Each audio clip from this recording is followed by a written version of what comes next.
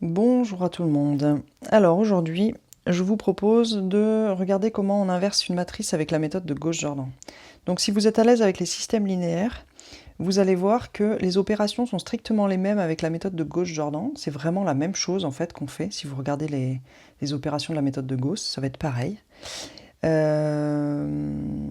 La seule différence en fait c'est la présentation qui est différente. Et moi j'ai une préférence pour cette méthode-là parce que comme il n'y a pas de x, y, z et de ABC dans tous les sens, et ben je vois que je me trompe moins. La présentation en colonne, moi, elle me soutient à faire moins d'erreurs en fait. Voilà, donc je vous laisse voir, pratiquer avec les deux méthodes et voir laquelle vous préférez, mais en tout cas les deux sont strictement identiques d'un point de vue calcul que l'on effectue. C'est vraiment une question de présentation, donc choisissez celle avec laquelle vous êtes le plus à l'aise.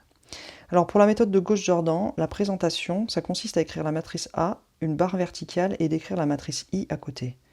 Une barre verticale, donc I c'est I3, hein, c'est la matrice identité, donc 1, 0, 0, 0, 1, 0, 0, 0, 1. Autrement dit, la matrice qui a des zéros partout, sauf sur la diagonale où il n'y a que des 1. Et ensuite, ce qu'on va faire, c'est qu'on va faire la méthode de Gauss ici pour arriver à l'identité ici, et on va faire comme si la matrice elle avait 6 colonnes, de sorte que toutes les opérations qu'on va faire là, on va aussi les faire là en fait. Et à la fin, ici si on a l'identité, ben là on aura A-1. C'est le truc magique de la méthode de Gauss-Jordan. C'est juste une présentation de la même chose qu'on a fait de ce qu'on a fait tout à l'heure. Hein. Donc c'est parti, ici pivot de Gauss, et on ne fait que des manips sur les lignes. Alors on y va, hop. Qu'est-ce qu'on va faire? Pour la première étape, on ne va pas toucher à L1, on va la garder. Ici, on fera L2 moins L1 pour mettre des zéros là-dedans. Et ici, L3 moins L1 pour mettre des zéros aussi. Donc c'est parti. L1 ne bouge pas, donc je la recopie en entier. En entier, ça veut dire tout le monde, hein, y compris ce qui se passe sur l'identité. Je fais les mêmes opérations, je vous ai dit. Hein. Alors, donc là, on a dit ça moins ça, ça fait 0. Ça moins ça, ça fait moins 1. Ça moins ça, ça fait 1. Ça moins ça, ça fait moins 1. Ça moins ça, ça fait 1. Et ça moins ça, ça fait 0. Ensuite, L3 moins L1. Ça moins ça, ça fait 0. Ça moins ça, ça fait moins 1. Ça moins ça, ça fait ça, moins moins, ça fait plus. Donc ça fait 2.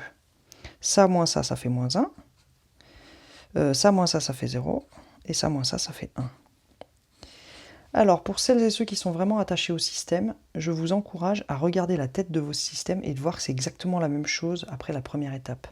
C'est-à-dire, quand vous faisiez le système linéaire, ici, vous aviez x moins z égale a. Moins y plus z égale moins a plus b. Moins y plus 2z égale moins a plus c. C'est exactement la même chose, en fait, c'est juste qu'on n'a pas écrit, là si vous voulez c'est x, y, z, et ça c'est a, b, c. Et en fait, on n'écrit juste pas les a, b, c, on l'écrit juste proprement dans les colonnes, en fait. Donc c'est vraiment strictement la même chose en termes d'opération. Allez, on continue. On continue pour la méthode de Gauss, ici on va mettre un 0 à cet endroit-là. Pour mettre un 0, on va faire L3 moins L2. Donc on ne touche pas à L1, on ne touche pas à L2, et on fait L3 moins L2. Alors, on ne touche pas à L1, pouf, pouf, pouf. On touche pas à L2. Donc L3 moins L2, 0. Ça moins ça, 0. Ça moins ça, 1. Ça moins ça, 0. Ça moins ça, moins 1. Ça moins ça, 1. Pam, pam. On continue. Ici, on doit avoir que des 1 sur la diagonale, donc on va diviser par moins 1, multiplier par moins 1. Donc L1 moins L2, L3. Passage, vous remarquez, c'est vraiment les mêmes opérations que quand je résous le système. Hein.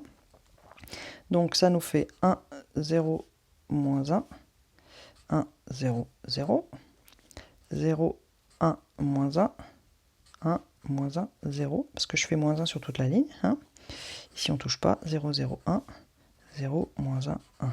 Paf, paf. Alors ensuite, la remontée du pivot de Gauss. Donc ici, je vais vouloir mettre des 0 ici et ici. Donc je vais faire L1 plus L3, L2 plus L3, et puis L3 c'est mon pivot, je n'y touche pas. Alors quand je fais L1 plus L3, ici ça me fait 1, 0, 0. Ici ça fait 1, ici ça fait moins 1, et ici ça fait 1. Alors ensuite, ici L2 plus L3, ça plus ça, ça fait 0. Ça plus ça, ça fait 1. Ça plus ça, ça fait 0. Là, ça fait 1. Là, ça fait moins 2. Et là, ça fait 1. Et la dernière ligne, 0, 0, 1, on n'y touche pas, 0, moins 1, 1. Ok, donc qu'est-ce qu'on a fait ici? On a écrit ça sous la forme identité, barre verticale, une autre matrice. Et l'autre matrice, eh ben, c'est A-1. Comme tout à l'heure avec les systèmes. 1, 1, 0, moins 1, moins 2, moins 1, 1, 1, 1. Voici donc la méthode de Gauss-Jordan. Je pars de la matrice A ici avec l'identité ici. Je mets en œuvre la méthode du pivot de Gauss de sorte à avoir l'identité dans la partie de gauche. Je fais strictement les mêmes opérations sur les lignes dans la partie de droite. À la fin, une fois que je suis à l'identité, la matrice qui est à droite, c'est la matrice A-1. Ok ?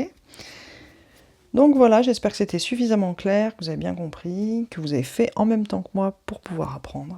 Et puis voilà, je reste à votre disposition si besoin.